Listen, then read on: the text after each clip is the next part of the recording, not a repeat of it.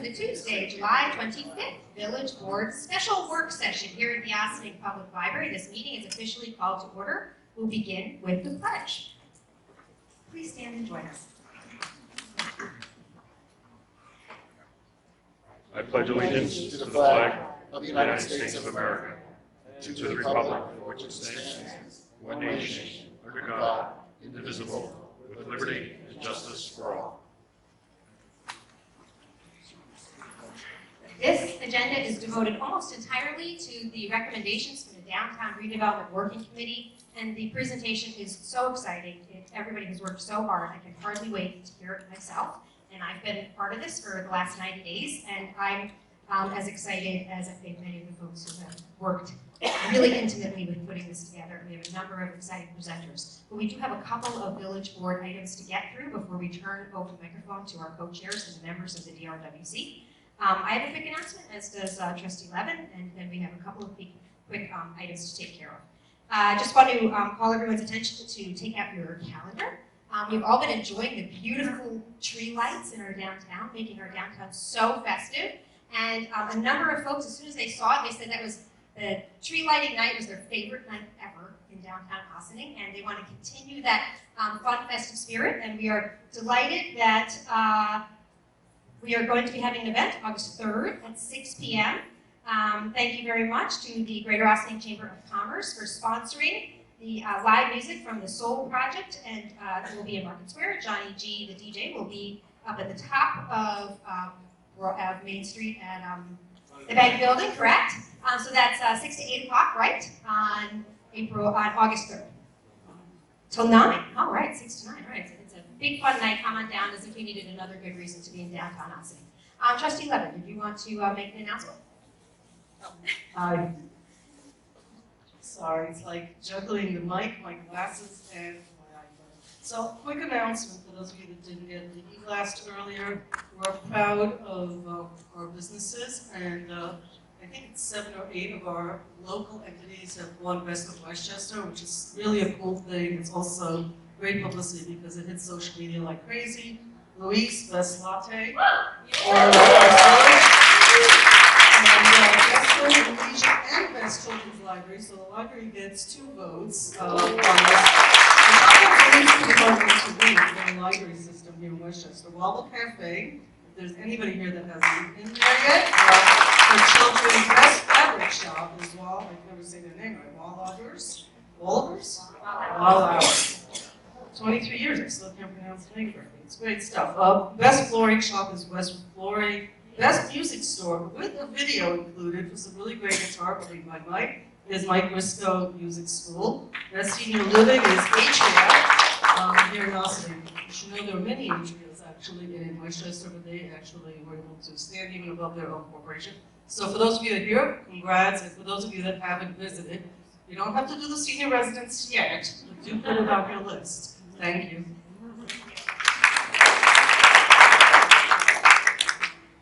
Today, well actually tomorrow, is going to be the 27th anniversary of the Americans with Disabilities Act. And with that, we want to acknowledge that the Village of Ossining has joined with many other communities to sign a pledge of recognizing our commitments to expanding accessibility in our community. To give you a brief little history, it was 1990, for those of you slow on math, when President George H.W. Bush signed into law the Americans with Disabilities Act to ensure the civil rights of people with disabilities. The ADA legislation prohibits discrimination against individuals with disabilities in areas of public life, including jobs, schools, transportation, and all public and private places that are open to the general public. The purpose of the law is to make sure that people with disabilities have the same rights and opportunities as everyone else. And that is certainly in keeping with the spirit of inclusivity that we have here in Ossining. And with that, I'll just point out a few of the advancements that we've made to expand accessibility in Ossining in recent years, including ADA parking incorporated into all of our municipal lots. As we redo sidewalks and their intersections, we have done over 100 ADA ramps in the Village of Ossining. When there was the major facility renovation at the community center, there was significant ADA components incorporated into that. And the next big project that we have will be ADA incorporated into the operations center, and that's a project that we're working on. We're planning to have be a big capital project in the coming year to get that underway. So thank you very much to the folks in village government who have recognized this as a priority in our community. And there is one piece of business that my colleagues and we do have a quorum, although we're a little bit short. I don't see Trustee Bates, but I know that Trustee Conrad is not going to be able to be with us this evening.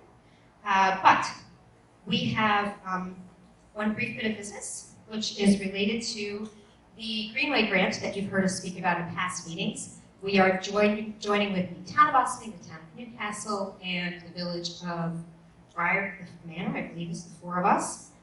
Correct me if I'm wrong, Stuart? Okay, Stuart's correcting me. Newcastle, Newcastle? Town of Austin, Village of Austin, County of Westchester. Okay, thank you. So it's the town of Austin, village of Austin, Newcastle, and the county of Westchester. And it's going to be a really terrific greenway project that incorporates all of our communities to help make better connections, primarily for cyclists. Am I correct? Yes. Yes, excellent. Thank you. There is now an additional, there's a piece of this project that is actually going to be improved because of another project that's being undertaken, or at least proposed by the New York State Transportation Council, Metropolitan Transportation Council. Thank you, sir. And they are making, they have opened up public comments, and that public comment period ends this week. And the village has been asked, along with the other communities that are part of this grant, to provide comments. And we have circulated some of the proposed language in the letter. All of us on the board had a chance to read it. Are there any questions or comments from my colleagues? Nope. Okay, then Stuart, please move that forward. Thank you very much. All right, that's enough of the other business. Justine, are you ready? Should I hand over the mic to you, or are we giving it to Jeff? Jeff, you start us off, right? So without further ado, welcome to our co-chairs of the DRWC.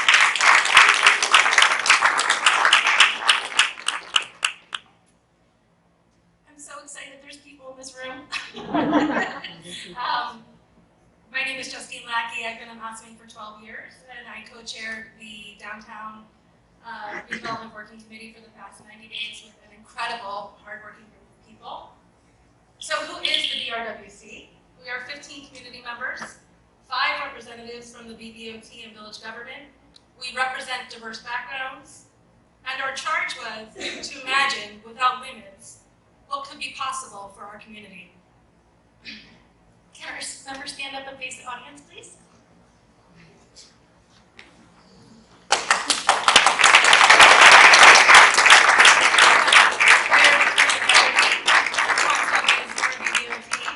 Lynn Brooks-Abney, the Director of Planning and Development, Stuart Kahan, our Corporation Counsel, John Fry, Planning Board Member, Jeff Gasparo, my co-chair, Jen Benson, raise your hand. Laura Carbonaro, Louis Pereda, Helder Docabesso, Lilani Dooley, J. Philip Ferranda. He's going to be presenting this evening for Innovative Ideas. Kaya Gam, who will be presenting for the Built Environment. Diana Lemon, Ro Moran, Susie Ross, who will be presenting on our SWOT analysis. John Van Steen, who will be presenting on transportation. Dana White, who will be giving us some history and information about upcoming developments, and John Zeltzman. Here comes Diane. Say hi. So far. Okay. So what was our process? We met over a period of 90 days, which is a really short period of time to do the amount of work we did. Our entire group met one time per week, and subcommittees met individually as needed. We used Facebook, email, Google Docs to share information and research. We performed a SWOT analysis. We received a zoning presentation from Lynn Abney, from the Village Planning Board, and we participated in a walking tour with Dana White, who is our village historian. And I'm going to turn it over to Jeff.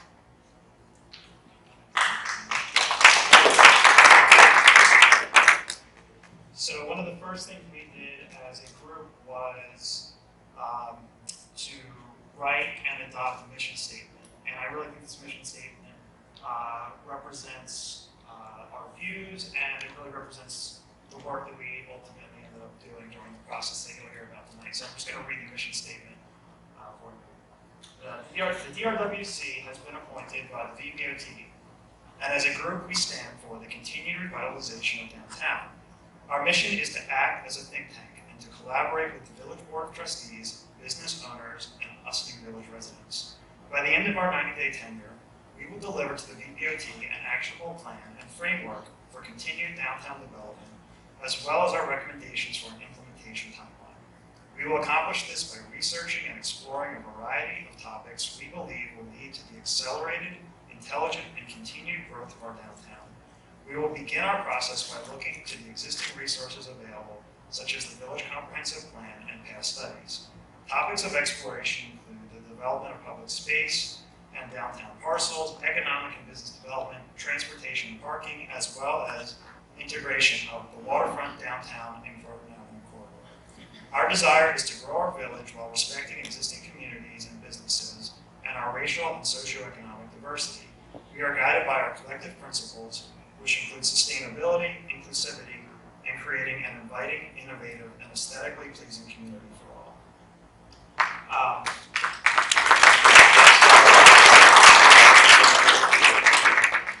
So then we, very early on in the process of meeting during this 90-day period, asked, what is downtown, since we are the Downtown Redevelopment Working Committee? And the definition we found that was most appropriate was the definition that's in the comprehensive plan. And it's depicted on this map, but the Ossening's downtown district is located in an area roughly bounded by the Sing Sing Kill, State Street, Broad Avenue, and Route 9. The heart of historic downtown Ossining consists of a long curving block of Main Street known as the Crescent, which stretches from Route 9 west towards the waterfront. Ossening's dramatic topography places downtown on a ridge plateau over 100 feet higher than the river plain of the Hudson. And the other point I wanted to make about this is something that continually came up was that downtown, it had sort of fingers that went out beyond just this area. And so two very important areas of downtown that don't strictly fall within what you see here are the waterfront and Croton Avenue. You'll hear some of the ideas that we have tonight sort of expand and try and connect those areas with downtown. So another thing we did very early on was we created a working group to look at the existing comprehensive plan. You have read the comprehensive plan. It's over 100 pages. It was adopted by the village in 2009, and it's important to know that it's a very important legal document. So recommendations that have to do with zoning, if the village wants to make changes in areas like that, they have to be supported by our comprehensive plan. So in many ways, the comprehensive plan is the most important planning document that we have, and until it's replaced, it will continue to be. So we looked at the comprehensive plan, and one of the things the comprehensive plan does is it makes a number of recommendations and sets forth strategies going forward that are the plan for the village. And so we asked the question, how many of those strategies have been implemented? And what strategies are relevant to downtown, which is, the comprehensive plan covers the whole village, but what's relevant to downtown. So in our little subcommittee, we ended up making a spreadsheet that identified every strategy in the comprehensive plan, and there were 270 of them. And we started a process to determine which of those strategies had actually been fulfilled, what had not, and what is relevant. And we're writing that'll be available very soon, a longer written report that accompanies this public presentation that will actually include that spreadsheet. So we think it's an important resource for the community. But these are the things that were actually recommended in the comprehensive plan that relate to downtown that have not been fulfilled. The strategies have not been put into action. And so they are creating a connection between the waterfront and the center of downtown, improving the intersection of Route 9 and Croton Avenue. I just talked about those two things before. Develop the parcels at the intersection of Spring and Main Streets. And actually the comprehensive plan talks about at those sites that you're familiar with at the Five Corners intersection, The comprehensive plan actually called for developing ground level retail with commercial space and office space and residential above. And the comprehensive planning talks about replacing the parking that would be lost by developing on those sites. Expanding public parking, preferably with a parking garage, improving traffic circulation throughout the village, and examining residential zoning in and adjacent to the downtown. So those were the key things that are unfinished business. And at this point, I'm going to turn it over to Dana White, our village historian, who's going to give us some history.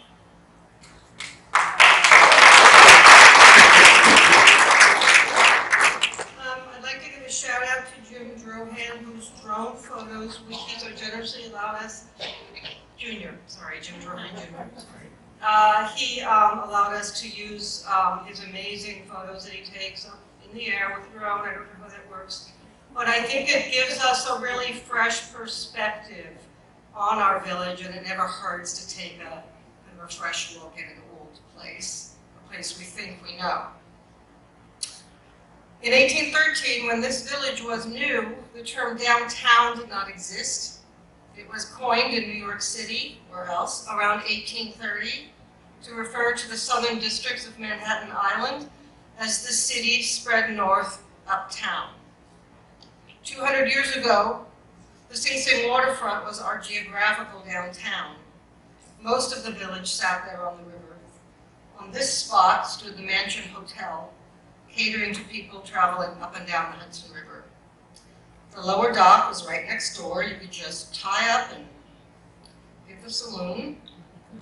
The entire population of Sing Sing Village in 1813 could have fit in the new Harbor Square apartments. Over time, the business heart of the village moved uphill to that flat spot where Spring and Main Streets meet. As the village spread steeply east and north, Spring and Main became our downtown, one of the most prosperous on the lower Hudson, bustling with energy and commerce and shops. But like 19th century downtowns around the nation, it faded in the 20th century. Is there anyone here who remembers the 1970s and early 1980s when urban renewal demolished the south side of Main Street, when newspapers invariably referred to Ossining as a gritty prison town, when Route 9 was turned into a superhighway, effectively cutting our village in half and erasing an entire neighborhood called the Hollow? To remember those days is to know that our downtown revitalization is well underway. New shops, businesses, and apartment buildings have arrived and will continue to arrive, encompassing all cultures and tastes. There are several large developments in the works that stand to heavily influence the amenities, traffic, and population of downtown Ossining. 80 Main Street is going up on the site of the former Elks Lodge on a highly visible knoll above Lower Main Street. It should be said that there has been a house on that spot since about the 1820s. It was one of the most visible from the river.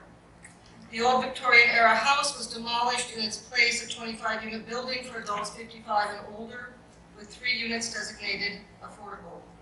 The exterior has been built from modular units, and the interior, I believe, is still being built. The complex faces west towards the husband.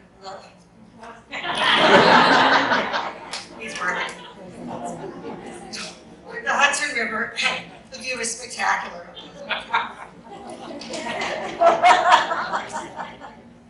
The view will also be spectacular from Hudson Step at 34 State Street.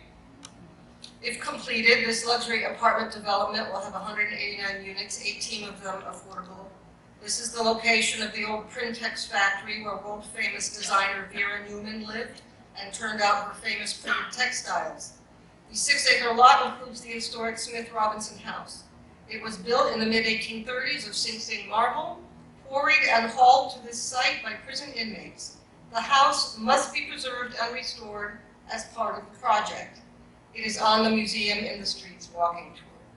The factory and the older addition on each side of the house will be removed and replaced with 3 residential buildings. There will be an innovative parking garage with 231 spaces. Apparently you push a button and your car appears out of nowhere. It's like magic. The 7,000 square foot mansion is slated to be office space. The developer has received all necessary permits to begin building, but the project is currently stalled. If completed, it will have an enormous impact on the surrounding neighborhood, especially Broad Avenue. The Legion Thomas Funeral Home at 32 State Street has moved to Highland Avenue to Waterbury and Kelly. They're now together. A private benefactor has bought the property and plans to gift it to the Ossining Children's Center for a new center. The OCC will relocate its facilities from Highland Avenue to State Street, so they just kind of swap. That's going to bring in a lot of parents dropping off their kids, and they're going to eat coffee and a bagel when they're done. This is a few years down the road as money must be raised.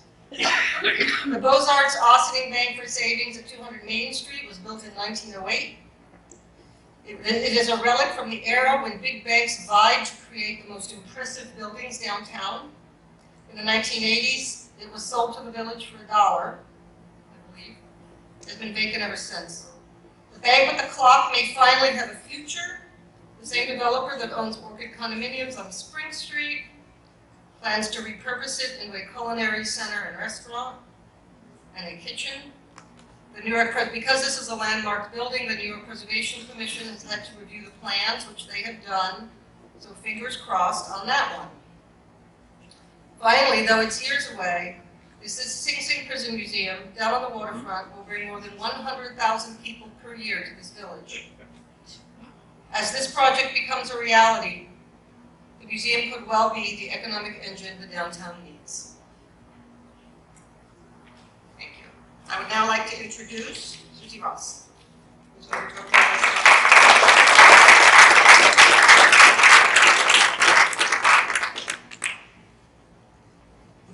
Show of hands, you're in the dark, but anybody hear of a SWOT analysis before? Who here has heard of one? Quite a few people. So a SWOT analysis, for those of you who've never heard of one, is typically an analysis that's done for corporations, for companies, for strategic planning purposes. SWOT is an acronym for strengths, weaknesses, opportunities, and threats. But for the DRC, the purpose of the exercise was to assist in coming to consensus on elements we needed to address in our vision for downtown. As a diverse group of community members bringing varied interests to the table, the opportunity to collectively discuss our strengths, weaknesses, opportunities, and threats allowed us to share individual opinions about each. It was as much an exercise in recognizing how much of our perspectives we have in common as it was an assist in working toward an aggregate vision. As part of the process, we brainstormed, one area at a time, without judgment or editorializing, if you can believe that. After composing each list and then discussing, each member of the group was then tasked to identify their top 5 items of importance across all 4 categories. The top 3 in each category were identified as focus points for our ensuing work, albeit not many items outside the top 3 were ignored in the ideation of solutions. For strengths, the things that rose to the top for this group were exciting new small businesses. History, our history, we wanted to preserve it and promote it, and our diversity. Our weaknesses, lack of green space. The fact that we're not a destination, the fact that we don't have as much foot traffic in downtown as we'd like, our frequency and our limited route with regard to public transportation, our lack of diverse housing stock, and our zoning codes. They were tied. As far as opportunities were concerned, open parcels went to the top of the list. Leveraging diversity, grants, walkable community tied for 2nd place, and 3rd place, the fact that we are very marketable and that we could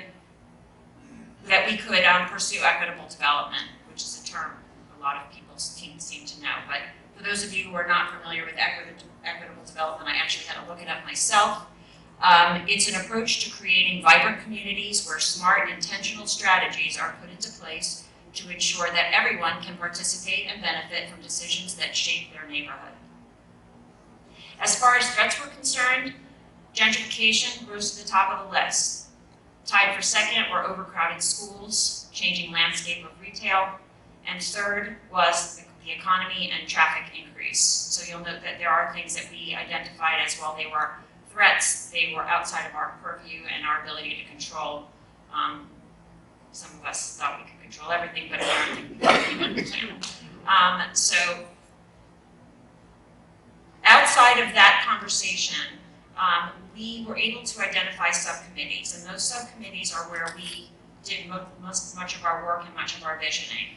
Those 4 subcommittees that were created were placemaking, open space, and the built environment, transportation and parking, innovative ideas, and outside groups and consultants. And Kaya will take us through placemaking, open space, and the built environment.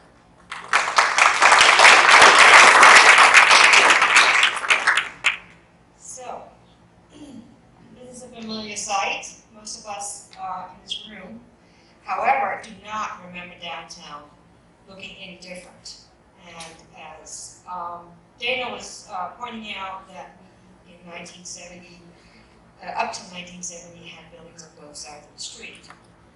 And if you take a stroll, you can see the 2 pictures from the museum in the street plaque across from the parking lot near First Village Coffee, and it shows the pictures right after everything was raised. So this looks pretty good.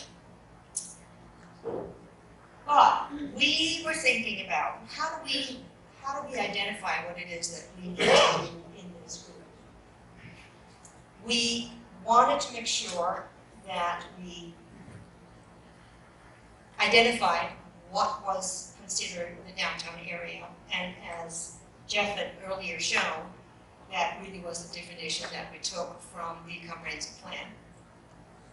We also wanted to identify what empty parcels there were downtown, both village owned and privately owned, and empty what other parcels were used for other uses than having a building on them. We also wanted to make sure that we connected the immediate downtown to other areas of the village. Again, Jeff mentioned that we really have the arms tangent down to the waterfront and up to Upper Croton, and that we want to make sure that that is becoming what we understand as downtown in the future, and not just what we sort of sense we are in the middle of right now. So we first, here we are. We can see here what we have. This is our downtown. This is what we identified as our heart of downtown. You know, we have the intersection, we have the sitting area, we have the kiosk, we have the market square. That's what most people know. But thinking about that, we also said, what is beyond this? It allowed us to expand our thinking about how development in this central area can impact the village as a whole. So we asked the question of how the village connects to the rest of the village. I'm going to go here. And there we're back to this. You can see here, and I'm going to point to that. Here we have the connection down to the river. Here we have the connection up to 133. Here we have Highland going north and south. And we discussed how to increase that connectivity between downtown and outlying areas. Of course, we had a very vital discussion, a vigorous and vital discussion about the development of the parcels of Main and Spring Street. It is clearly that is at the heart of some of the discussions we had. And part of our research for those discussions was the Downtown Revitalization Group's final report for January 2014, which is an extensive study facilitated by the Village Board that offers several scenarios for development in the parking lots areas. But what we also knew from that study is that there was no really next step of how we wanted to move ahead.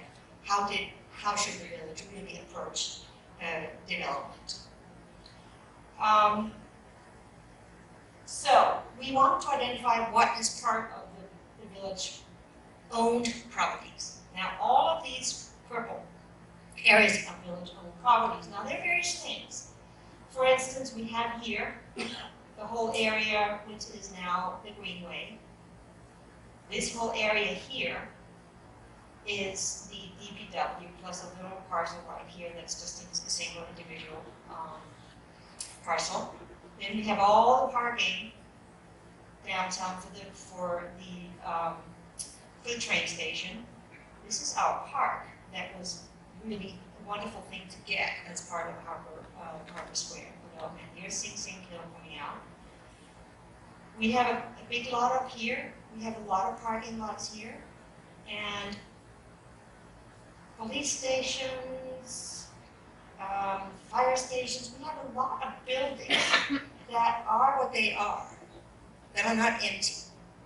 But if we go to the next slide here, you can see that I've added a few pieces here that are empty or underused or debilitated buildings that are owned by private owners. And if you look at that, we see that there's a lot in the village that are very central. This is the lot up next to the Midas building on top of Main, right by 133, by the Art Deco building. That's a very visible spot. We have some other lots here. There's several lots coming down on C4 that is also owned by the village, and some are owned by default because people are not paying their taxes and they just abandon them and then they come and go out for auction. So the whole issue is that we have a break.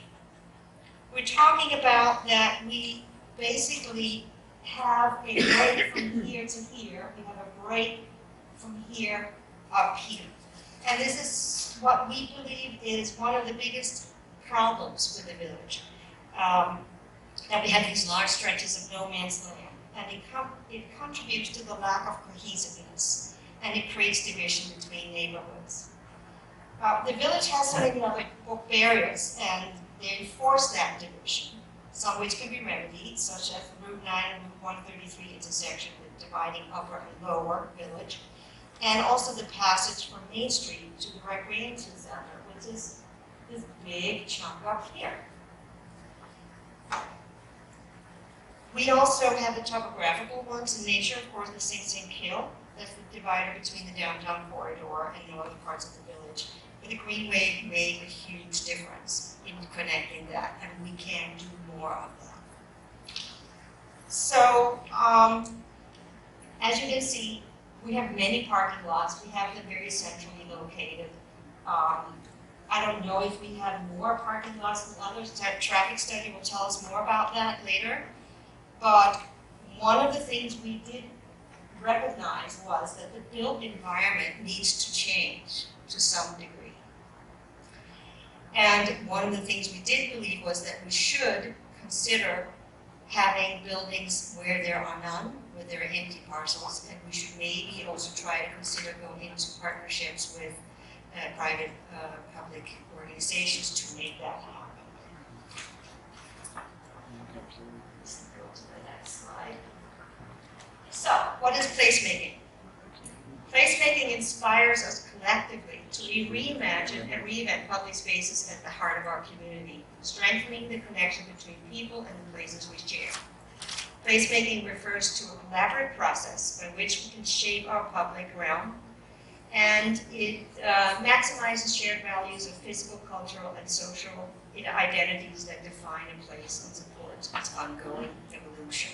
That's a very broad statement, but it also is the built environment, and we take part and live in the built environment. So it's not just an engineer or an architect going in and deciding what should this building be. We have to decide how we want to function in this environment of buildings. We had to learn some definitions. One was a design charrette, because that comes in as a recommendation later on. And it is an intense planning session where citizens, designers, and others collaborate on the vision for development. It provides a forum for ideas and offers the unique advantage of giving immediate feedback to the designers. More importantly, it also it allows everyone who will anticipates to be a mutual author of the plan. So, what can we do immediately? What's possible? We talk a lot about small little lots that we have that has nothing on them. We talk about sidewalks that can be widened to create mini parks and places to sit. We talk about a walkable village where you encourage to go from A to B.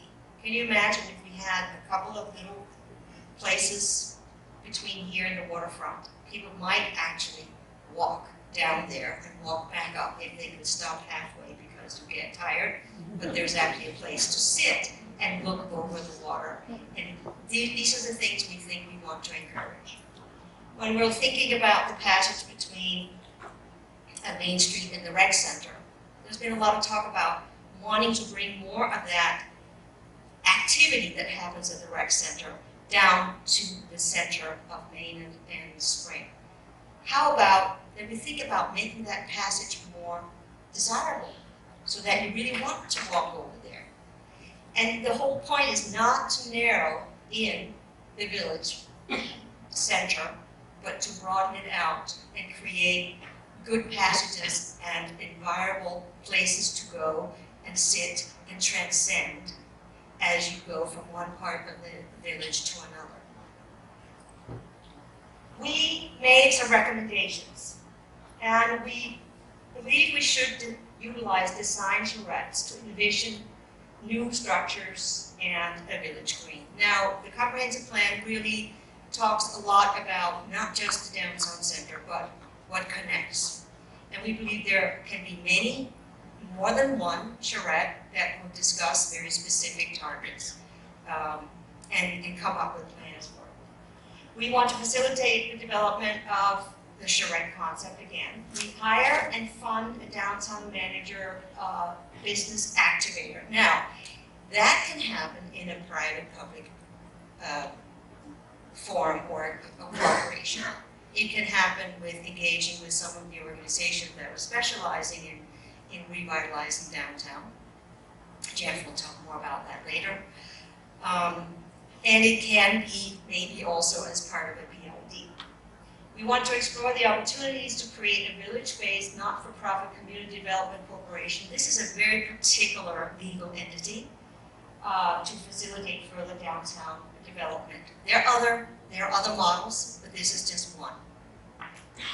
Explore form-based zoning versus traditional Euclidean zoning. Now that sounds very technical. Jeff will also go more into that, but it's basically a more holistic approach of saying here's center, everything radiates out for there, and the center is more city-like, and everything else as you go out further becomes more and more rural, instead of having something that's based on a grid. Configure downtown to be pedestrian friendly. Again, we have a steep village, so we should be able to walk and stop, and walk and stop. Get an ice cream, sit down on a bench, talk with the person who comes and sit next to you. And again, we're creating the pocket parks. We think also we can do this in collaboration with private owners. There are many little triangles around where that is just empty. If we go into some kind of a partnership with them, 15 square feet is all you need to have to create a little pocket of with flowers, with benches, and maybe even a Wi-Fi post. We encourage the creation of hotels, BBs, and other lodging facilities. Again, that's a big zoning change. I know that anyone can go in front of the zoning board and say, I'd like to take this building and give me a variance. But the fact that you have to go and be asking for a variance will hold many people back from doing that because there's nothing guaranteed, and you have to do a lot of preparation to get to that point before you can do that, and that's a lot of money invested. We believe that there's going to be a need. I have people coming up asking, is there a place I can stay overnight? It's going to be even more needed as we go forward with Sig Sig Museum and other things. Creating pop-up markets in downtown, that's immediate low-hanging fruit. We can envision trying to sort of see what would it be like to have something on the other side. It can be in the form of mini buildings on wheels. It can be in many different ways. We can invite vendors for seasonal shopping, and we can see what it would be like while we go through some planning for the bigger picture. Again, we discussed back and forth whether the downtown planning should be one big developer or many corporations together doing something. Again, that's up in the air, and that's to be taken as the next level of discussion. So I will hand over the stick to John Mestine, who's going to talk about transportation.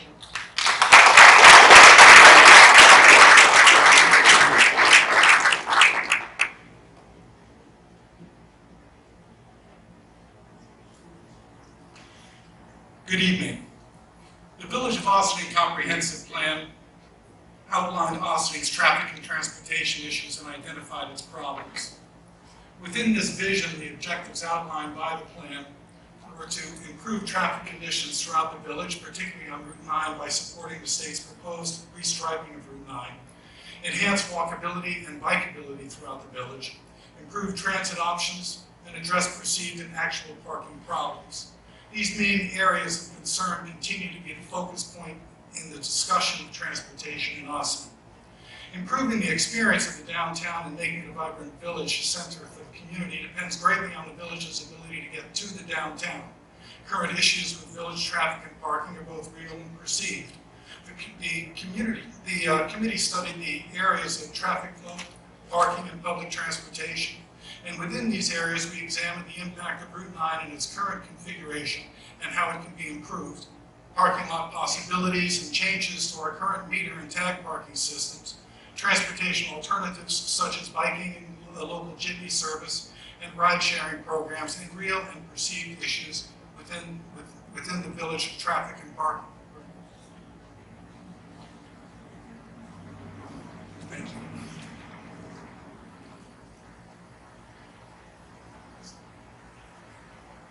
The committee made the following observations on transportation and parking in Ossining's downtown. The major parking and transportation issues that the committee identified were in three areas, as partly as we've said before. Route 9 had multiple expansion and contraction areas with variable speed traffic, and this led to a physical division of the community, a high accident rate, and made Ossining a through community. Parking in Ossining was poorly priced and ineffectively allocated, and there was little public transportation available within Ossining. Traffic volume in the downtown is the result of a multifaceted formula, which includes train station traffic often traversing the primary downtown corridor. The current reality is a majority of commuter traffic has no intent towards utilizing goods and services offered by the downtown and is simply using Main Street as access to the train station. Whether future downtown enhancements siphon a portion of this traffic to stop and enjoy downtown likely remains a low percentage, as commuter patterns are challenged by beginning of day and end of day schedule demands. Recognizing and addressing this element appears to be a significant factor toward enhancing traffic flow, access to parking, and the downtown experience in general.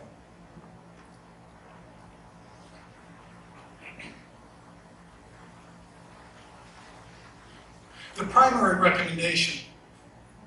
traffic flow recommendation for the committee is that of the enhancement or restriping of Route 9. This committee believes that one of the most important and impactful solutions with the greatest gain to the community at a relatively modest cost would be an enhancement or restriping of Route 9 from the northern end of the village by Snowden Avenue to the Arcadian Shopping Center, to 2 lanes with a center turn lane and on-street parallel parking. Included in this would be a reconfiguring of Route 9 and the Croton Avenue intersection, such that a cross intersection from Croton Avenue to Broadway would be created. While this enhancement is a transportation matter, it's also a critical placemaking matter, creating a whole village center from the bifurcated space that exists and creating a new spatial configuration which supports village scale, pace, and fabric. The objective is to reconnect the village east and west points of Route 9 into a cohesive place. 2, to enable fluid and safe pedestrian movement across the roadway. 3, to calm traffic moving through the village. 4, to integrate Route 9 stores and businesses into the downtown fabric.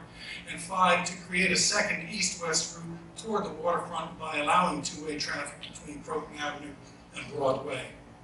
The principal benefits of this realignment or restriping would be the creation of up to about 100 parking spaces. It would be traffic calming.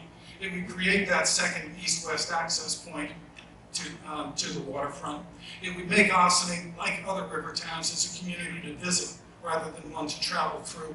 And it would enhance accessibility for bicycle and alternative transportation forms. Another recommendation from the committee regarding traffic flow was to influence traffic flow via diverse routes in Ossining. Ossining has many interconnected routes to and from its main arteries that are underutilized, while the obvious routes are overutilized, especially during high volume time through the day. The village should create a signage strategy to direct traffic to Route 9 and other key locations outside of the downtown area.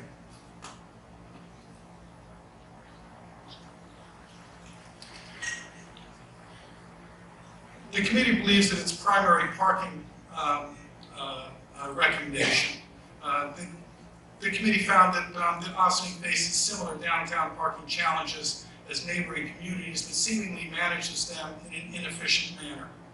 Ossining has approximately 600 spaces, which is about the same for its size as other communities. However, Ossining's parking is not competitively priced in comparison. This committee believes that tag parking is poorly allocated and should at the very least be re-examined. Too many spaces in close proximity to the business district are only for tag parking during business hours and are not available for shoppers. Additionally, parking costs should be market-based to incentivize the public, i.e. it should be more expensive near the core of the downtown and in front of stores and less expensive further away. The committee also found that too many spaces in close proximity to the business district are only for tag parking during business hours and are not available for shoppers. In an effort to increase available parking supporting downtown commerce, the village should eliminate daytime tag parking throughout the downtown and replace it with a market-priced metered system. The objective is to incentivize employees to downtown businesses and others to park outside of the downtown, thus freeing street parking and the central business district lots for short-term parking for shoppers and business clients. Market rate prices would provide incentives for businesses to encourage employees to use the remote parking. Lastly, there are also problems with too many tags, tag permits being issued and associated with overcrowded living conditions. A longer-term parking solution, of course, involves building structures. There was a consensus among the group that parking structures may be appropriate if done in the form of a public-private parking solution. There is an established pattern of success with this model. Problems associated with the structures are that they are expensive to maintain and frequently do not provide the income necessary for their proper upkeep and should be well lit and secure. Multi-tiered structures with open space and business spaces on the top level should be strongly considered. The objective is to reduce the demand for parking in the downtown for long-term use and to encourage pedestrian traffic in the area.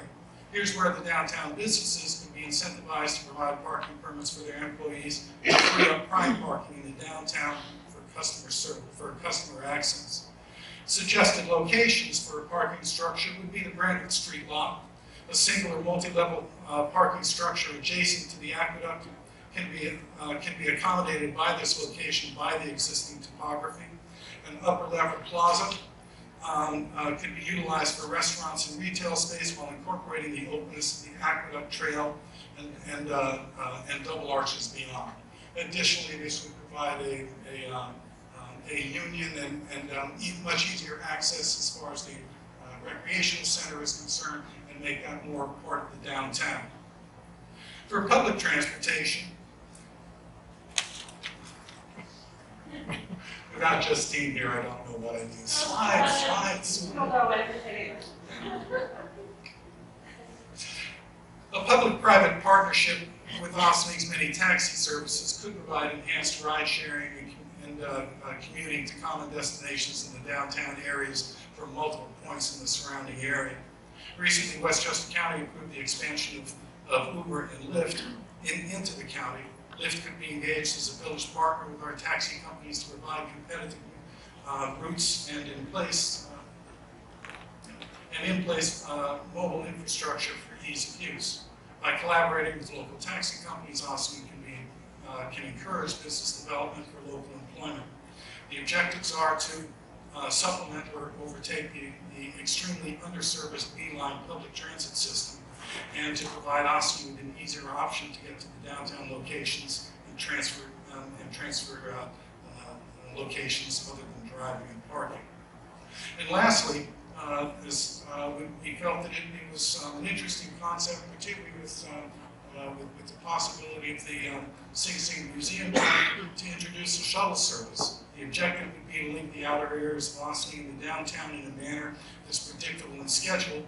The village can offer multiple levels of passes to provide access to all. Routes could be extended to go past Croton Avenue to the Bethany Arts Center in Maryville. A phased-in approach of routes will allow for sustained growth in the program, and this type of jitney service could target the groups of Ossining least likely to use a ride share or who are unable to park at a distance parking garage. One last thought that we had regarding transportation in Ossining was that until this study and other elements of the Downtown Redevelopment Working Committee's final report, I can't read it from there. Thank you. Until this study and other elements of the DRWC's final report are analyzed, the proposal for a roundabout at the intersection of Main and Spring Streets should not be reintroduced until solutions and strategies are in place for Route 9, Market Square, and the use of the adjacent post office parking lot. The DRWC considers these the keystones to the transportation and development plan for the village of Ossining. The DRWC remains divided regarding the previously explored roundabout project. Any further considerations of this idea should be done in the context of a broader and comprehensive plan for our downtown. And so to conclude, our recommendations were to reconfigure downtown parking through utilization of muni meters and tag parking. Change the traffic flow by diversifying routes through the village. Create a public ride sharing program. Work with the New York State Department of Transportation on the realignment and restriping of Route 9. Expand public parking by introducing a shuttle service and or a jitney. And lastly, build parking garages and parcels outside of the central downtown business district. I'd like to thank you very much, and I'd like to introduce Phil Miranda.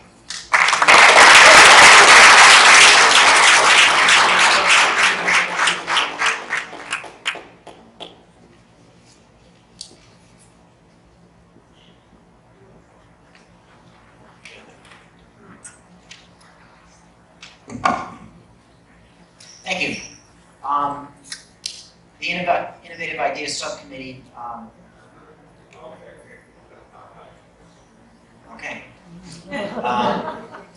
lived in the question of what can Ossining do to become a creative, original, and forward-thinking community. Our topics of exploration were to first assess our available resources and assets, what we have in the bank already, so to speak. For example, full street occupancy, a developed waterfront, the momentum of a recovering economy, and the many other assets identified in the SWOT analysis. What other communities have done, best practices, proven track records rather than reinventing the wheel. Strategies that can be considered thinking outside the box. Counterintuitive strategies that dovetail with a rapidly changing economy, spending habits, and we saw creativity, we saw clever, and we sought bold. We brainstormed ideas that can be implemented promptly with minimal investment, easy, inexpensive, avoid limitations of economies of scale, manage risk, and avoid speculation. We focused on the wish lists of Ossining residents, people with skin in the game, our friends and our neighbors for programming and local entertainment. Our recommendations. strengthen downtown and waterfront programming. Hold more special events, including an all-day 4th of July celebration on Main Street, the pop-up market that was mentioned before. What's not on here, but I spoke with someone, the Jazz Festival, which is already here. Holiday window competition for local businesses. Cardboard's War event, my favorite. Expanded musical performances now that we have a beautiful park down on the waterfront. Exploring internship and employment partnership between Ossining High School students and local business owners. We sought to introduce local business owners and operators with our young human capital, the youth, energy, and built-in focus group of our awesome OHS student body. Our recommendations continued with more public art. Since embarking on this project myself, I've paid attention to dozens of downtowns, and I've passed through in the past 90 days, and public art flies under the radar. I will bring up our arch down at the waterfront. Whether you think it's good or bad art, when we're discussing it, we're not discussing the Westchester Mall. When we talk about this, we can talk about the other art that's down there. Why not a statue of the Leatherman? Why not art that commemorates what we have right here in our history? Provide free Wi-Fi access downtown. Wi-Fi access creates a stickiness and a reason to remain downtown.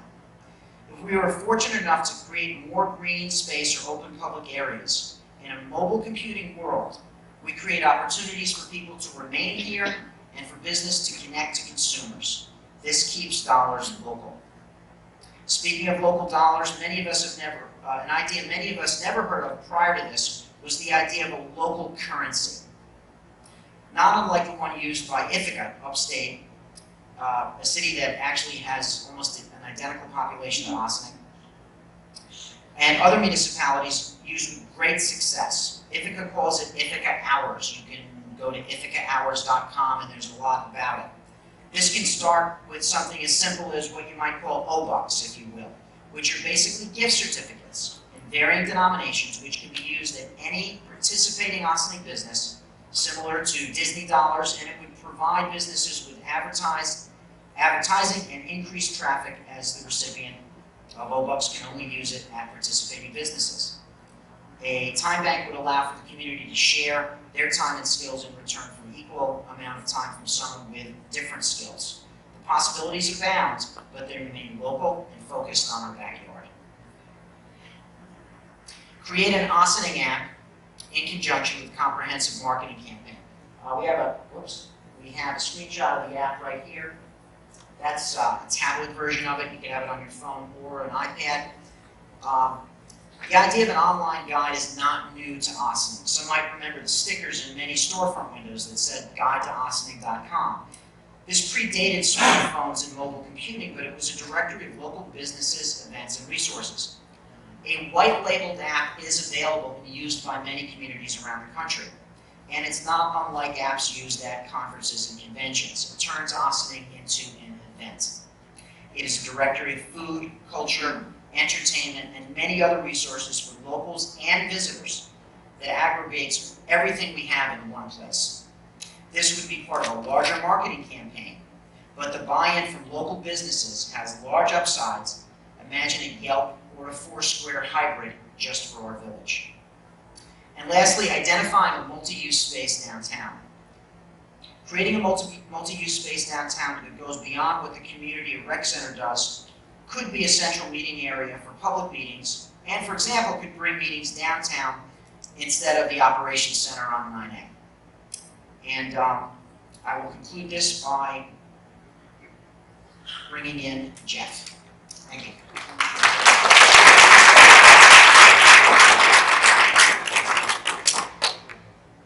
Oh, there you go.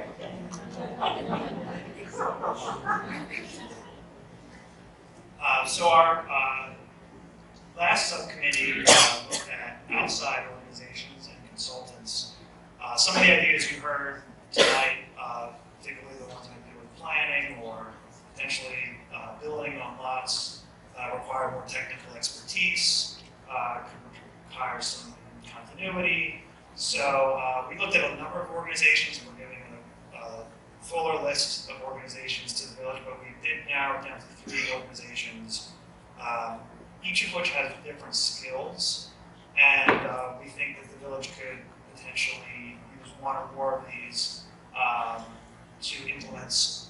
Some of the ideas we propose can be done without an outside group or consultant, but some of them we think that there are some organizations that could really help us.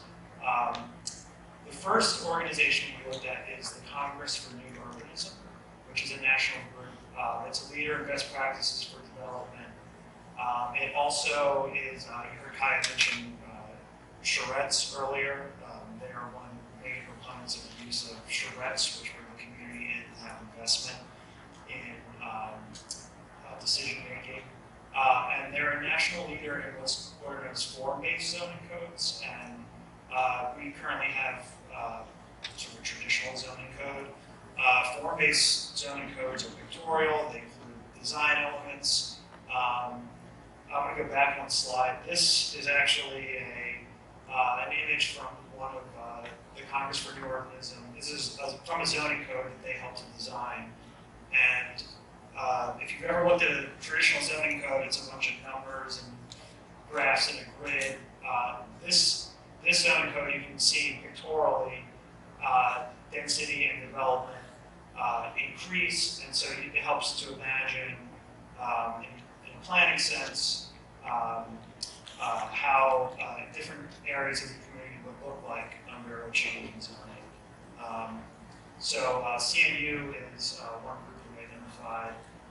Another group we identified is Main Street America, and it's a little bit different than a typical consultant you might hire just to come in and do maybe a series of events or to do an analysis.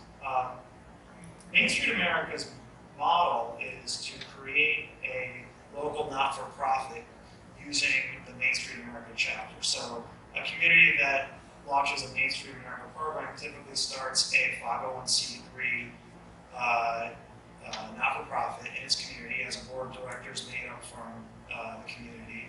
It's funded through public and private funds. Sometimes local businesses contribute. Sometimes the local community contributes.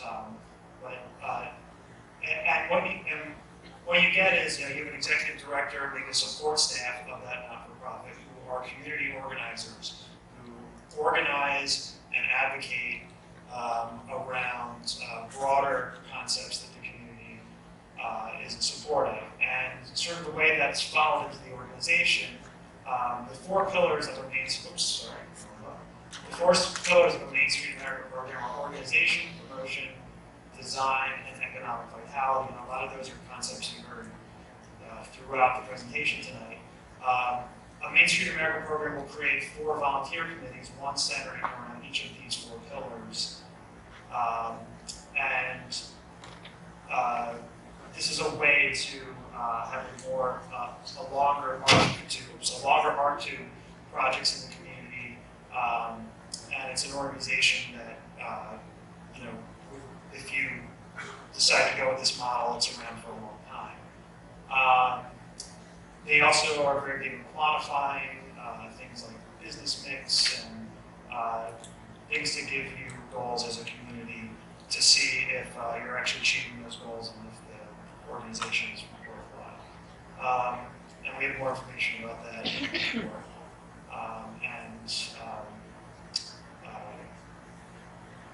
Online, or not online. Well, our report will be online. The third organization we identified is the Land Use Law Center at Hayes Law School, which is right here in Westchester.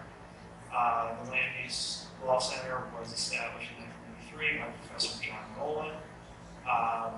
It's dedicated to fostering development of sustainable communities, and the Land Use Law Center is really, one of their expertise is in best practices for sustainable development, the kind of development I think we're talking about in our group. They do all kinds of services for communities, going from trainings to conducting charrettes and conducting consensus building meetings. I wanted to go back and mention, Pace has worked with Mount Vernon West and Empire, the Mount Vernon West train station. There was a big project that the Land Use Law Center did there to create what was known as a transit-oriented development. They've also worked with Shell, they've worked with Tarrytown on its waterfront. And I want to go back, CMU has done projects in Washington, D.C. This image is from a CMU project that came to fruition in Pittsburgh. Main Street America has done projects in Westfield, or they have Main Street America programs in Westfield, New Jersey, Montclair, New Jersey, and Somerville, South Carolina, which is a community that's garnered some comparison analysis in terms of size and history. So those are some outside groups that we research and recommend to the village. Over to Drwc.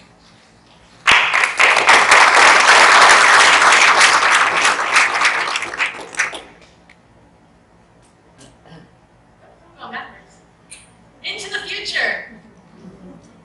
This is one of the newest members of Ossining. Our little boy Leo, who is Jeff's son. He was born on July 6th. 7th, I was close. But he can't wait to visit downtown Ossining. The DRWC believes that the village of Ossining is turning a corner and that we have an unprecedented opportunity to set the stage for a robust comeback. It's really an exciting time. What's our conclusion? Possibilities abound. We should build momentum, implement any quick and easy action items suggested in this report. We should engage outside organizations and/or consultants. These are suggestions, but these are our strongest recommendations. Create strong, effective partnerships with local organizations such as the Downtown Development Fund Council, IFCA, the Greater Ossining Chamber of Commerce, etc. Create additional volunteer opportunities for deep exploration and implementation of subcommittee recommendations, possibly in conjunction with outside organizations. Provide continuing opportunity mechanisms for the public to engage with village government on the downtown development process. And we think the VBOT should annually review the recommendations of the DRWC and report on their status. Written report and additional information. In addition to this presentation, the DRWC has compiled a report that includes a detailed exploration and information on all the topics included in this presentation tonight, a deep dive into each subject covered by subcommittees and their recommendations, maps of downtown boundaries and vacant parcels, the comprehensive plan analysis that we talked about, and each of those 270 recommendations included in that plan, a library of links documenting the websites shared by the DRWC. We shared hundreds of links. I mean, it was a phenomenal amount of information, and the full SWOT analysis. Special thanks and acknowledgements. Mayor Garrity and the Village Board of Trustees, Lynn Brooks Abbey, the Director of Planning and Development, Stuart Kahan, Corporation Counsel, John Fry, the Planning Board member, Dana White, our village historian, who provided so much of that really cool history of the images. Each and every member of the DRWC, I can't tell you how hard all of them worked. I mean, this was a phenomenal effort to complete in 90 days. Jim Johan Jr. for his awesome drone photographs, KH Creative Inc. for the presentation design, Chris Soy from Ossining Rec Center, who hosted us very often at very short notice, Paul Frioli, the village engineer and interim village manager, and you, each and every engaged citizen of Ossining. If there's anything that I learned during my tenure as co-chair, is that it takes a village to raise a village. So thank you.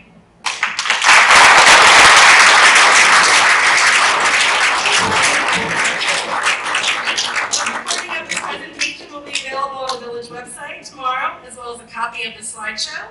For questions and comments or feedback, please email downtown@thevillageofossining.org. We also put together a survey.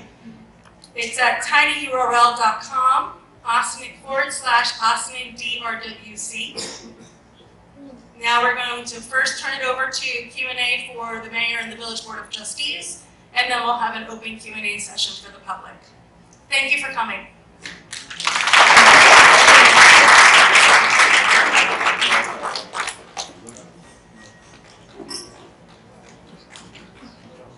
So do we have any questions from the board of trustees or members of village government?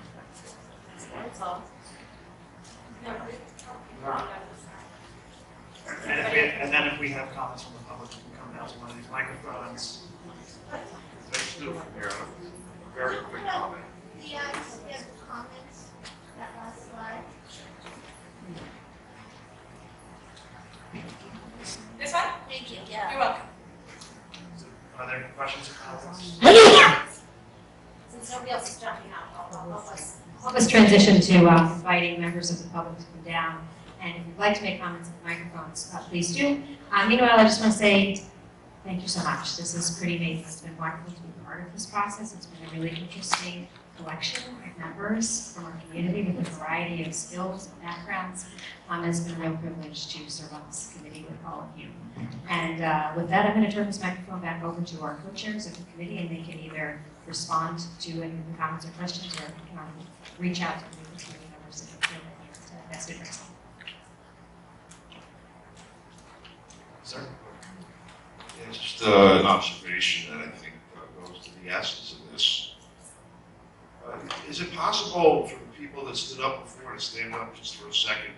Because I want to just ask a question, or just how many hands? Out of everyone that stood up before that's on the committee, this is dealing with downtown Austin. How many people grew up there? In downtown Austin on the committee? No, grew up in the downtown area. You're on this committee. 15 people. They're going to deal with downtown Austin. How about if they live there now? Okay, first of all, how many grew up there? Because we're talking about having some sort of a sense of history, first of all. One, okay. How many live there now? Two. Okay. I suggest that there's, okay, so there's 3 or 4. Okay. All of us. Well, let me just mention the other skin. You're dealing with somebody else's neighborhood. Where are they? That's my question.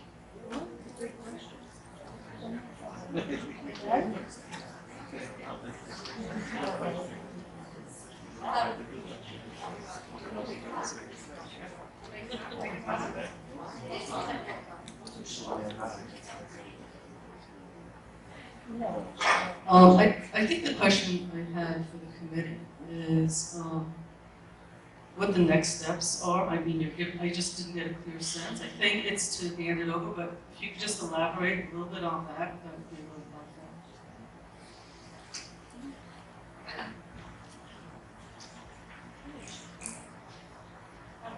I just want to go back and address this gentleman's question for 2 seconds.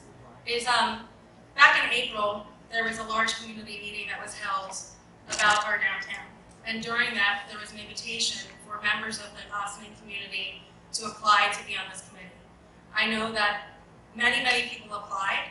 Whether or not they were born and raised in downtown Austining, whether they still live there, that was a prerogative. We couldn't force people to participate. This was a volunteer opportunity. And from that applicant pool, there was a selection process. So I never saw your invitation. I'm going to go to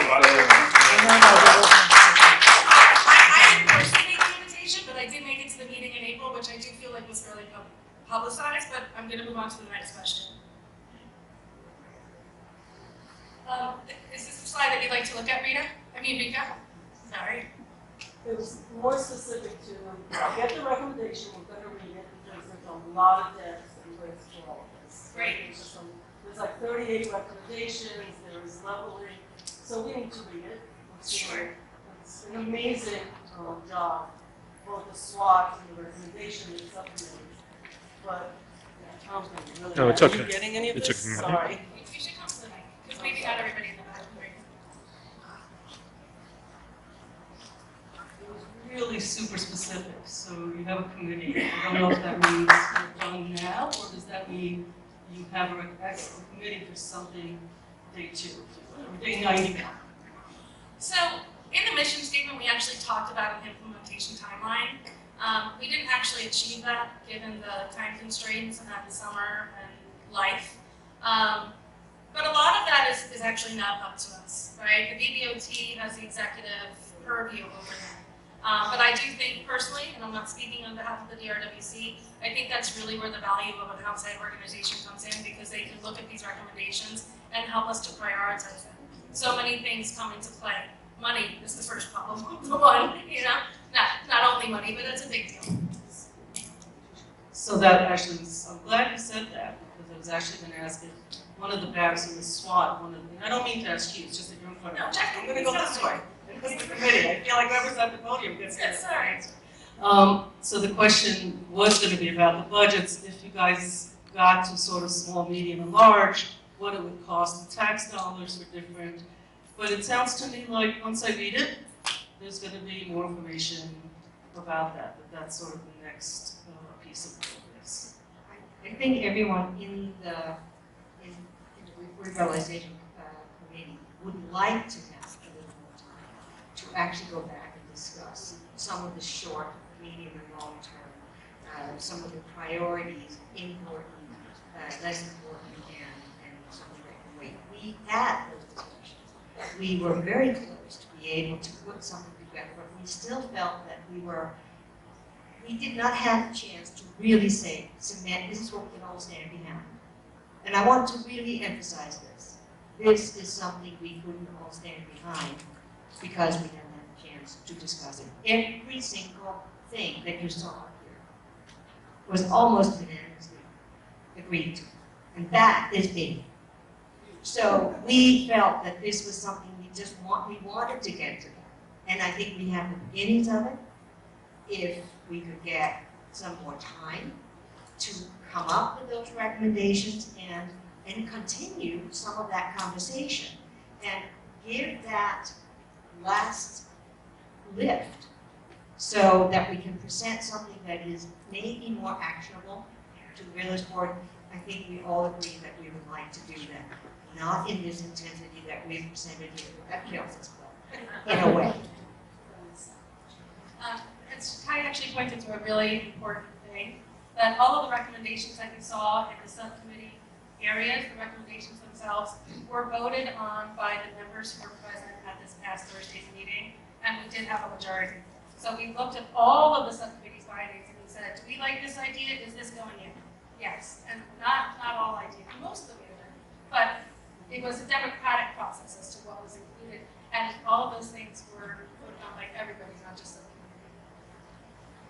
One other thing I'd like to quickly add to their question is that in the survey that you saw on the final slide, the link to that, one of the things we're asking the public to comment on is what ideas they like, what ideas they don't like, and the results of obviously what the public has to say about that is something that we think can guide also what steps we're going to take first. Oh, actually, before we take your question, Jen Benson. Oh, she said, I said apparently what she wanted to say. So, go ahead. Thank you, Jeff. Gail Morchico, President of the Greater Rosslyn Chamber of Commerce. I first would like to thank this committee for an amazing job.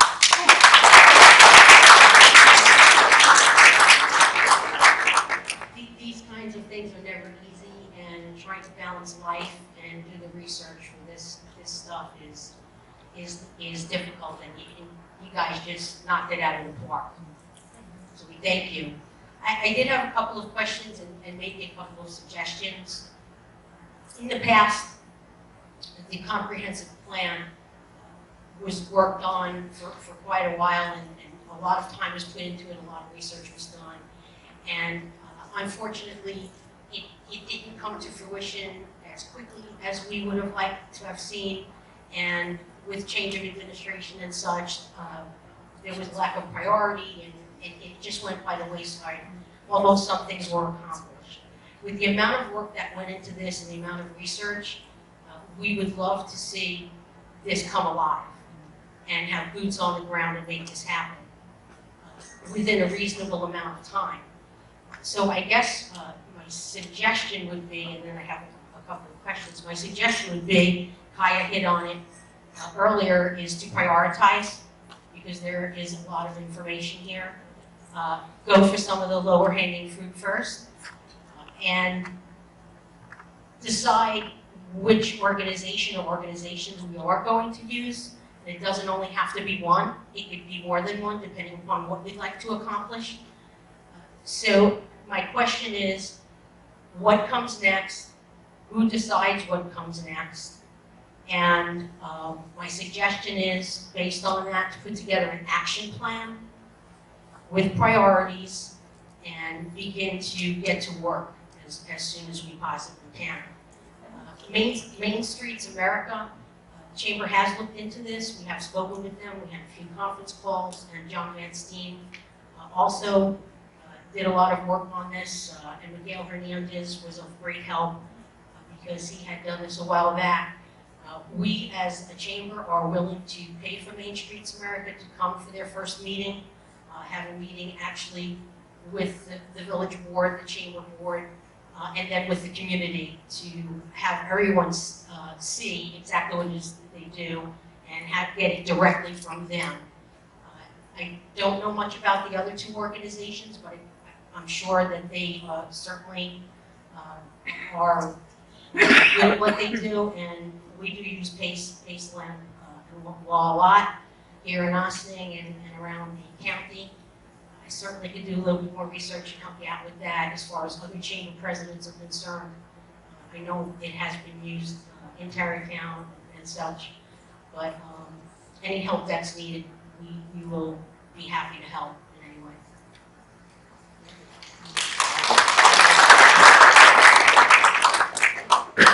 Okay, so I don't know where to start, but I guess I'll start with what's next. And we make our recommendations in the form of a report to the Village Board of Trustees, and then it is up to the Board of Trustees to file it or act on it, and it is our belief that they will act on it. In the very first meeting of the year, John Fry told us that this is probably the third or fourth iteration of some sort of committee to tackle the improvement of downtown, and that it never seemed to gel. And we were quick to point out, a number of us, that we've never been in a point in history quite like now. Before, there was a huge recession, or 9/11, or something to derail the development of either the waterfront or other initiatives. We've never had, in my lifetime, and I'm 50, a virtually fully developed ground level on Main Street. I can remember just a few years ago, I counted the board of buildings. Maybe there's one. We've never had a fully developed waterfront. So I think we're standing on the shoulders of what could be considered critical mass. So it is our belief that with a pesky citizenry who worked hard on this to hold the village board accountable, and a village board that I believe wants a legacy that will be here 30 or 40 years from now, that what will happen next is, as you pointed out, going after the low-hanging fruit, and we deliberately stopped short of recommending that we continue. We didn't deputize ourselves or tell the board to keep us on and so forth. We hope that something will continue, but we're tired now. So it's the board's turn to act on this. I hope that answers that question. It does, thank you. And for those that wonder, I didn't grow up downtown. I grew up in the Indian Village. Sorry. I came back to Ossining after 15 years. I lived in Rochester, Philadelphia, New Orleans, Boston, College Park, Maryland. And when I was 33, I moved back to Ossining after graduating from high school. So I left Ossining. Ossining never left me. I'm greatly gratified at the progress downtown has made, and I just want to see it continue.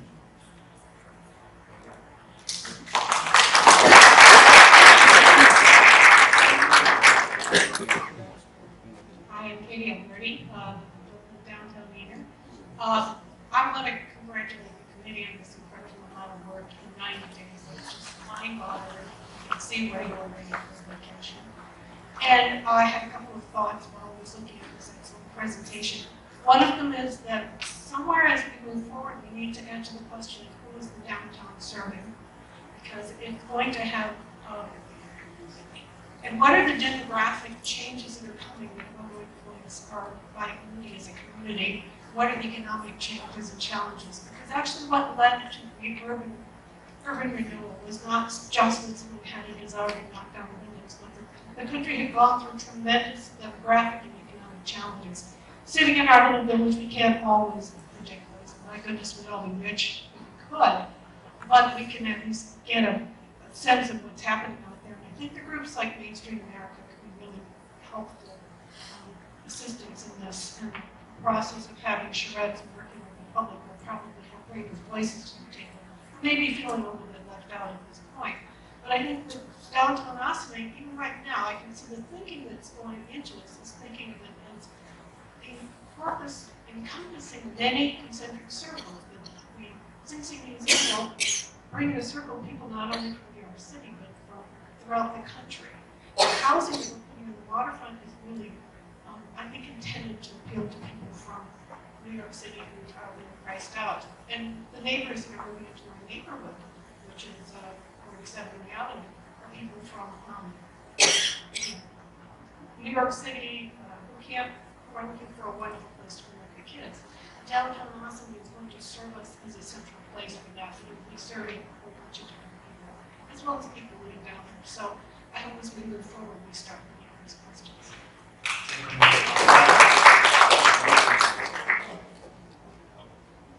Jen, you want to respond? Okay. Comments as well. Just say John Zelsman was a member of our committee. I'm a member of the committee, so I'm speaking from the committee's perspective. Or from my He took a vacation. my perspective.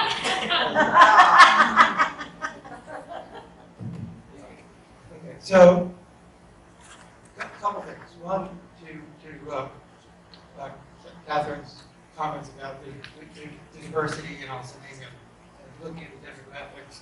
I think that's something that we're very aware of, that the committee has been very aware of, part of our conversations. At the same time, I think that's something that has to kind of unfold somewhat organically as to how these various communities and demographics kind of live and act and relate to each other in Ossining.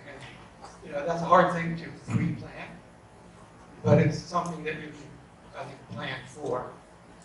So that's number one. Number two, the point that I want to make is that the implementation, which is really what's next, is a big question. One of the reasons I believe that implementation has always been difficult in Ossining is because implementation and development has been in the hands of the village board, which is a political body. And as the village board evolves and changes over time, the sentiments of the board change over time. So the continuity can be lost. And one of our recommendations was to have an organization, whether it be a development corporation or something of that nature, to actually work parallel with the village to actually manage the implementation. So it doesn't work alone, but it works in tandem with the village. So you have the codes, the building permits, you have all of that activity that is very much a village focus and village responsibility. But then you have the actual implementation of contracts with development, which may actually be better served by another organization that actually can leverage funds that the village can't leverage, to put together partnerships and be part of a partnership that the village can't be part of, to actually create a synergy that works to create a bigger effect than the village alone doing development will do. So that's part of what we're envisioning, what we talked about for implementation. Now, I think the village clearly needs it. The next step is in the hands of the village board, and they need to say, you want to move forward, or we don't want to move forward with this or that. And based on their response, we'll probably have to respond in turn. I don't think we're a silent group. So it's going to be a conversation. it is. And I think one of the things that we really talked about in the built environment was what kind of buildings are we putting in the places where we can? What kind of buildings are we encouraging private owners of properties to put in? And that is very much tied into the whole idea of zoning. It's also very much tied into maintaining places for our current population to live. Making sure that there is places that they can live as we get the influx from other places and younger generations, people who are downsizing to retire here. We have a population already that we have to make sure can stay here. They grew up here, their many generations have been here, and that is a very important discussion as well. So it's complex. Everybody will say it's super complex, but that is part of the whole discussion. That's why we are recommending that we take the idea of the charrette, and that's why we're recommending that we discuss the possibilities of funding for building that are outside of what we normally think of is giving it to one big developer and then boom. That's why it's complex. That's why we are not necessarily giving direct recommendations on that particular issue right now, because we know it's something that has to be discussed even further. But I think the most important thing is we understand that there's a huge amount of diversity here. We have to maintain it. We have to maintain it in the built environment. We have to maintain it downtown. We have to maintain it at every single level of this village.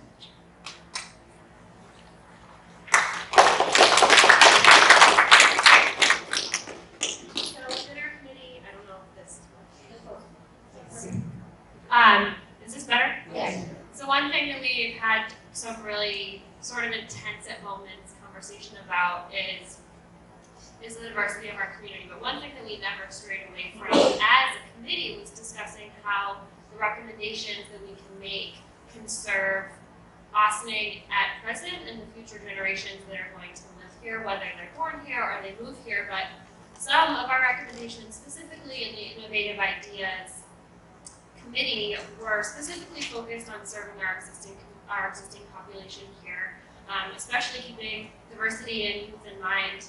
I'm probably one of the youngest people in this room, and we want to create spaces where youth can come out and participate in public life and participate in public meetings and have safe spaces to go in the evening. If they don't want to hang out at the rec center, like, we want to create an opportunity for them to have space for programming in the evenings and on weekends, and especially with older teenagers, sometimes you don't want to go to the rec center because that's where you went when you were growing up. And so one of our recommendations from the Innovative Ideas Subcommittee was to create a community space.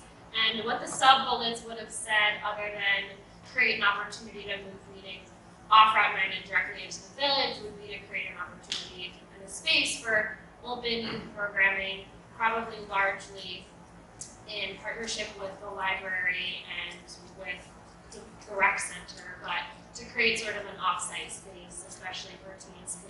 I mean, I'm 25. When I'm out walking around the village on the evening, on the weekend, there's generally not a lot of stuff for our younger residents to engage in at age 15, probably through 18 or 19. And we know those people are here, and those children and teenagers deserve a place to go and hang out. So that's one of the examples of how it may not have necessarily been fleshed out here in the presentation, about how that thought has really informed a lot of our work across various subcommittees.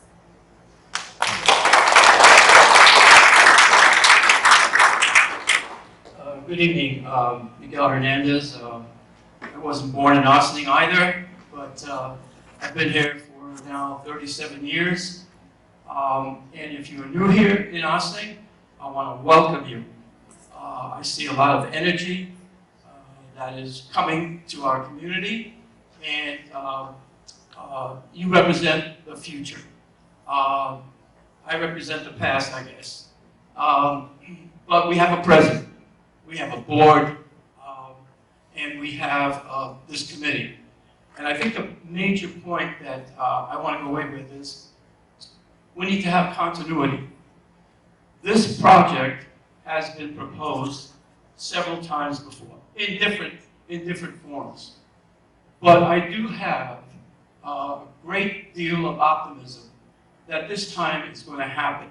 Maybe it's not going to happen on my schedule or your schedule, but if we have the continuity, if we don't lose the people that we have here who want to work and want to be involved, then I do think we have a great future. So thank you very much. And I want to thank this committee for doing an excellent job.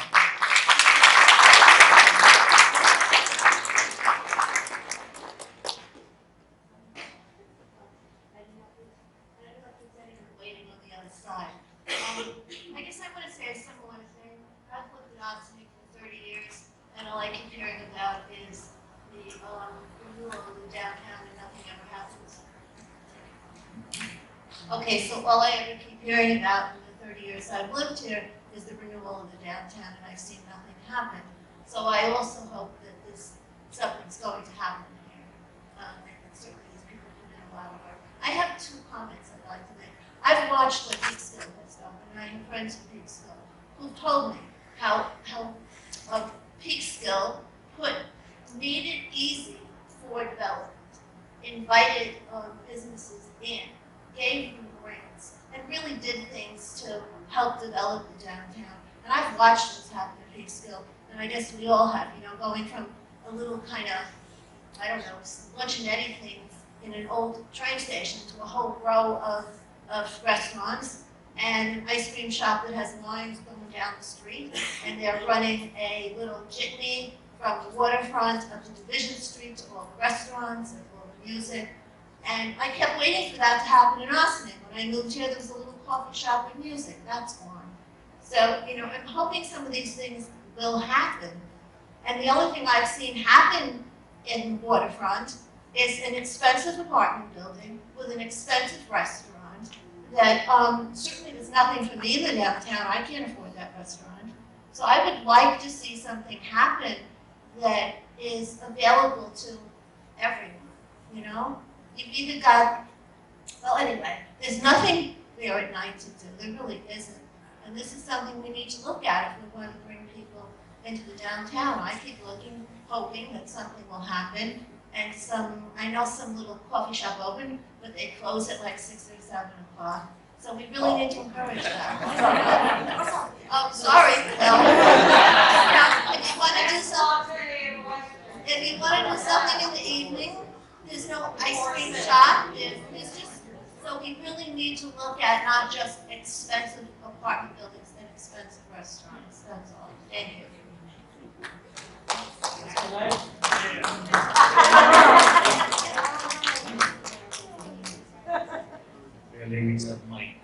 Hi everybody, I'm Rudolph. Well, I'm fairly new to the community. I think I've been here about 10 years or so, not here. But very happy and very proud to be here. I love it here. And I've been engaged with this committee and anything else I can engage myself with because I love this town. It's amazing. To walk down the street or drive down the street since we need to work on our pedestrian shit. But it's amazing to be able to do that and see the different kind of people that we have, different kind of businesses and everything. So we did recommend these ideas, which, I am part of the committee, so I think they're amazing ideas. But at the same time, as much as this is the wall, as right now we can say it's in the village's court, a lot of the wall is also in our court. Because a lot of these things that we're going to see here, we have to basically research a lot of these ideas and decide what we want to do from what we see. For example, to the comments that we recently heard, it's finding out about what's out there in the community and what we can do to do this. One of the recommendations that we had is to close down Main Street sometimes, when people come in, and do some sort of activity there. If we can close Times Square and do yoga once a year, I think we can close Main Street. But then, if you're a yoga teacher, talk to the village about things. Go out and do this. If you're someone that works with teens and is really interested about mentoring organizations and mentoring opportunities, go out there and talk to the village, talk to nonprofits about how we can do this. If you're out there as someone that's really interested in just finding out where to get a good glass of wine. Reach out to different people that you are, because we have that amazing Portuguese wine place right on Main Street. You know, and then we have the best latte in all of us.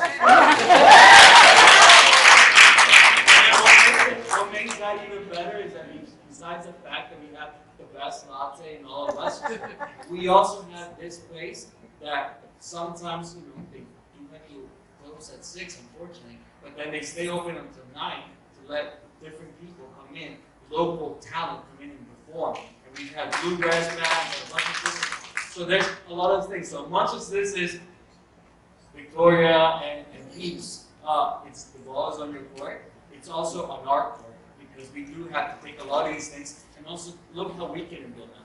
Because I think we can, because we're a really engaged community. So let's engage further.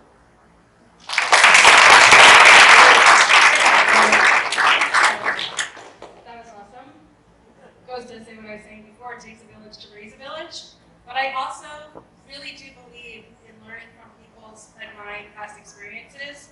So if you have comments about how we can avoid that same scenario where we did all of this work and nothing comes out of it, please take the survey. Please write the email.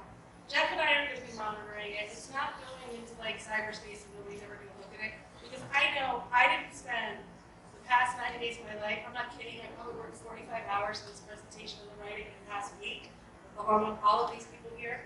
We don't want to see this work become a shelf study, collecting dust. So I really do want to learn from how can we avoid that. But to Rose's point, get involved.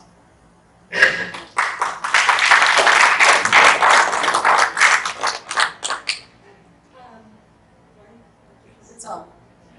Anyway. Really close. Okay, so I do actually have a reason to be here. I've lived in Ossining since 1973 when I came from another country, and I ended up on State Street. I moved from State Street as a renter to another part of State Street as a homeowner. I currently have the house that my mother bought as a foreclosure house, affordable housing. That's what you do. You buy what you can afford.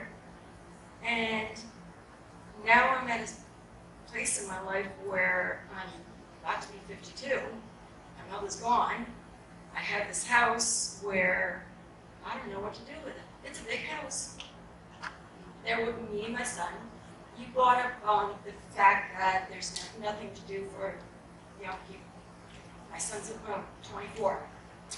He works in the city. He does not want to be in Ossining.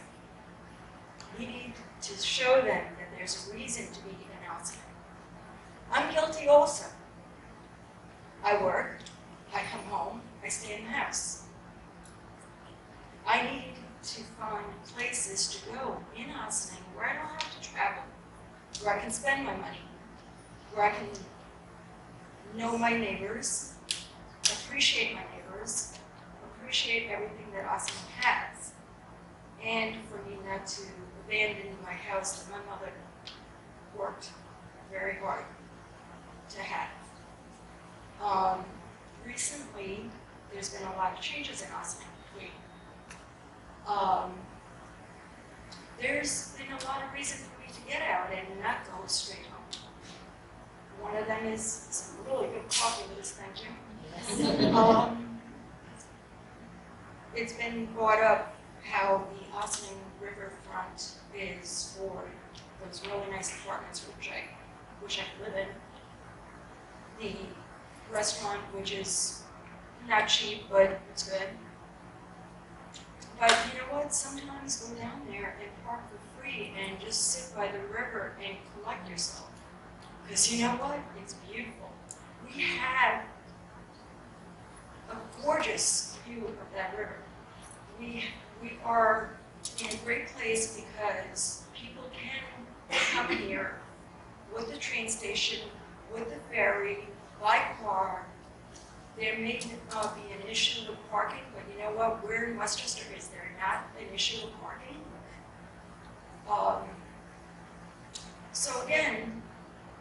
I do have a stake in what we're talking about here.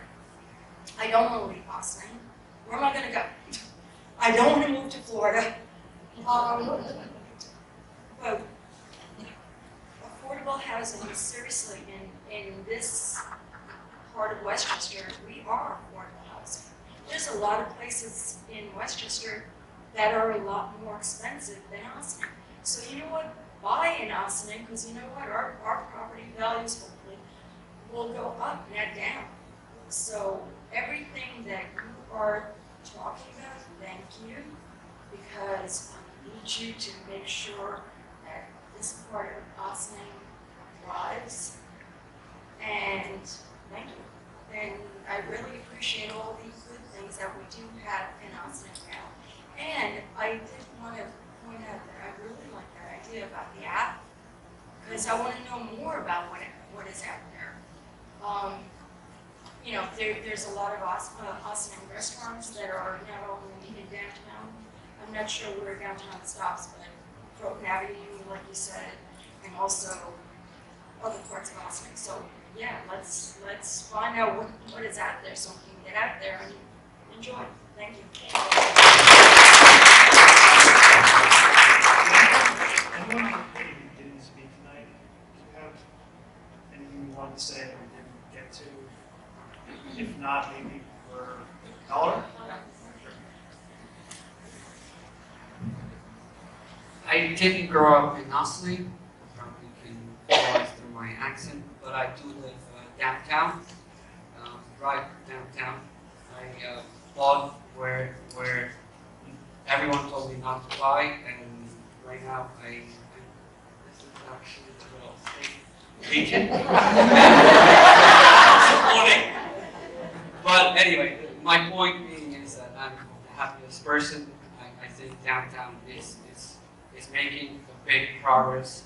I did mention, I did hear someone mention in Peekskill. I also worked in Peekskill, and I see the changes in Peekskill, great changes in Peekskill.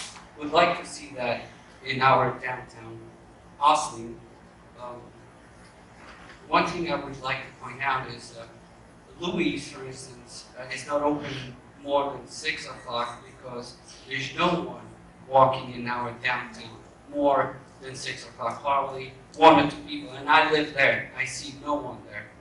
So I think things go hand in hand in the sense that if there's demand, there will be restaurants open. If the existing restaurants will be filled, there will be at full capacity, there'll be other places that will be opening. So I invite you to go downtown. I see my neighbors over there. They are the hairdressers right below. And if I invite you to go downtown, maybe there's places that you don't like, or there might be a lot of opportunities. But there's more people, there's more demand. I think these places will start growing, and those places will start filling for our demand. So this is what I have to say.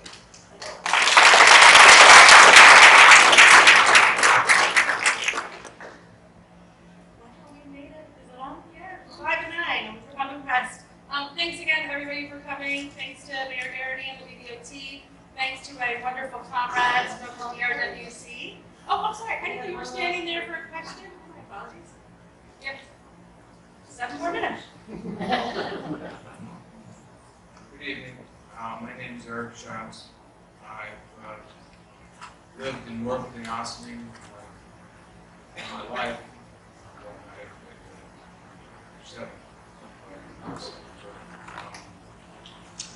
I will give away one of my trade secrets here. I'm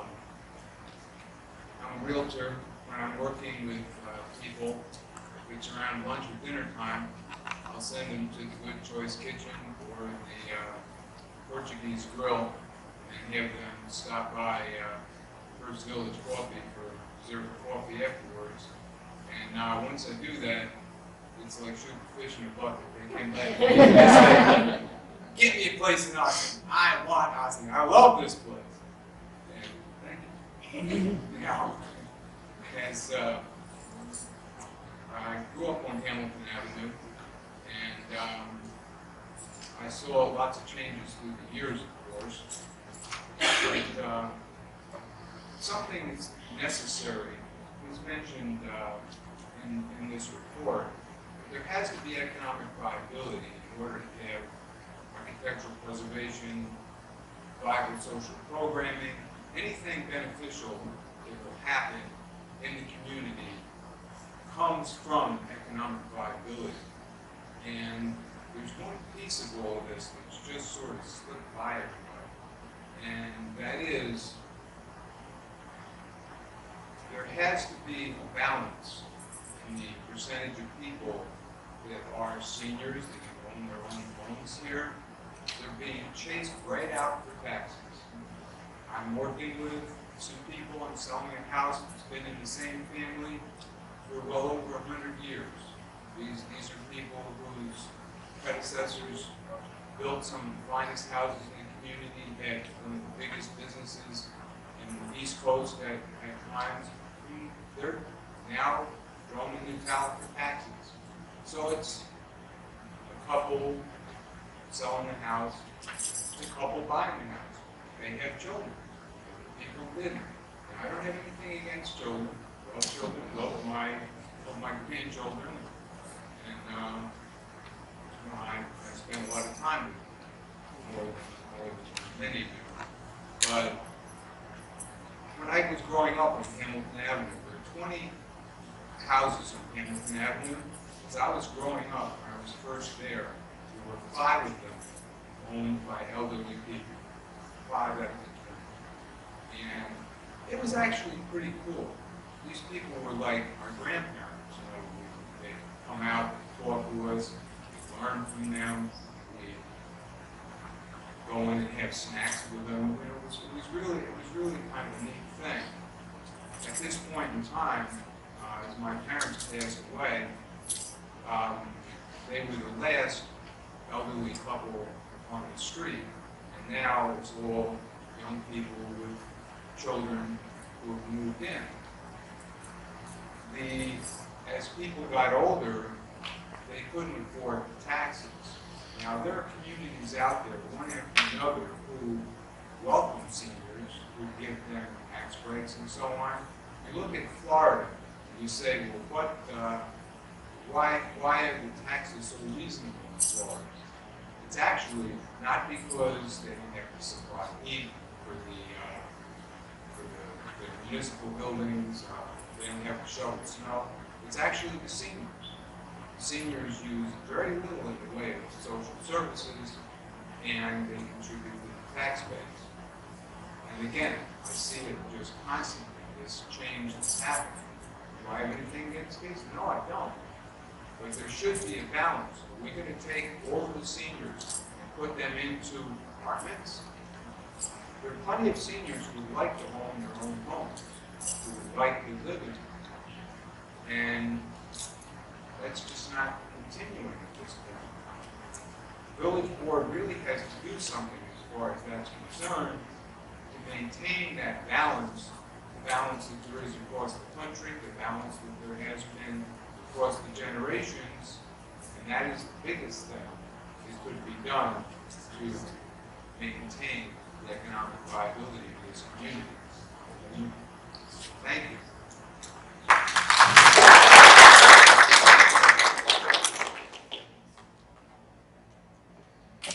Thank you. I just, obviously the DRWC can address the taxes issue, but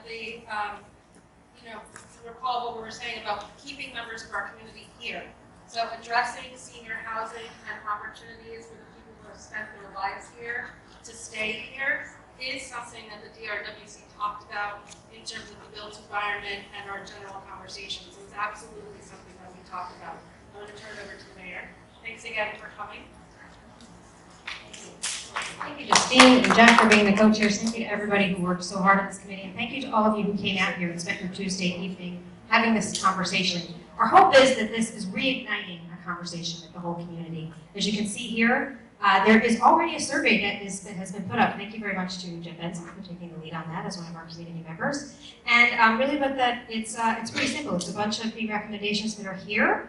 and we ask you to tell us how important you think that each of those recommendations is. And so that'll be up for, I don't know if we have a date yet for how long that'll be up for, but it's summertime, and we know it takes a little extra effort to get people to pay attention. So please be the first to go ahead and visit that survey. We will link it on the village website along with this video and the slides, and soon the full report for everybody to read, so we can really learn all that went into this research. And please weigh in and tell us what your priorities are. And as far as Day 91 is now, it's more than just 20 people on a committee. It's tens of thousands of people in a community, and we need to hear from you. And that's going to help the village board figure out how we should move forward with so many of these great recommendations to serve this community that we all love so much. And with that, I would like to ask if there is a motion for us to adjourn into executive session for purposes of discussions of personnel related to specific persons. Are there any other items that we're discussing in the executive session besides personnel? No, personnel is the only item. No real property tonight? No. Okay. So moved. Second. All in favor? Aye. Thank you very much. Thank you all.